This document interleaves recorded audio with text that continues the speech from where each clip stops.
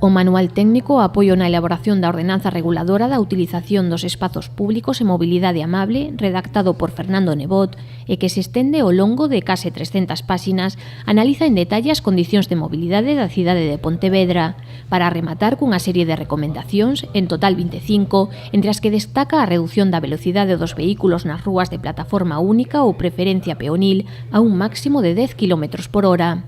Até o de agora, este tipo de vías teñen a velocidade máxima limitada a 20 km por hora. Con esta medida preténdese evitar problemas de convivencia e situacións de inseguridade ou atropelos. Sí, porque, digamos que conceptualmente está reforzando a idea de o espacio público, convivencia, coexistencia, que os vehículos non expulsen os peóns, que convivan cos peóns, etc. Está reforzando, o sea, digamos que ese enfoque que, bueno, que por outro lado está... e ten unhas solucións bastante coherentes. Pódese discutir algún matiz. A proposta afectaría a todo tipo de vehículos, incluindo bicicletas e os coñecidos como vehículos de mobilidade persoal, que engloban ciclos e patinetes eléctricos. Sobre as bicicletas recomenda a circulación pola calzada ou, no caso de facelo polas beirarrúas, que sexa no mesmo sentido de circulación que os coches. Os menores de 10 anos si poderían circular pola beirarrúa, pero sempre acompañados por un adulto a pé.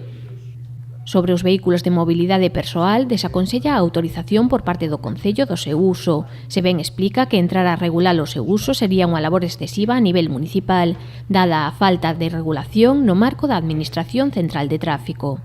En canto á segregación do espazo de circulación, desaconsella-o, sobre todo se a velocidade máxima dos vehículos é inferior a 50 km por hora.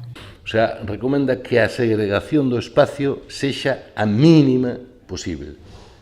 O sea, que hai que xustificalo moi ben para segregar o espacio. Para segregar o espacio. O sea, para facer un carril bici, para poñer un tranvía, para poñer un carril luz, etc.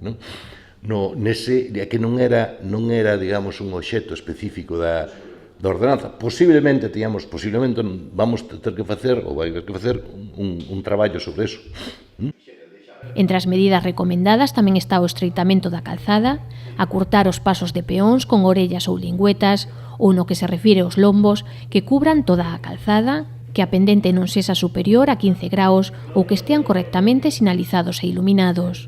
O documento será entregado a todos os grupos políticos da Corporación Municipal, así como a colectivos sociais relacionados co ámbito da mobilidade. Acadado o consenso, procederíase a aprobar a ordenanza. En caso contrario, poderíase implantar como instruccións internas.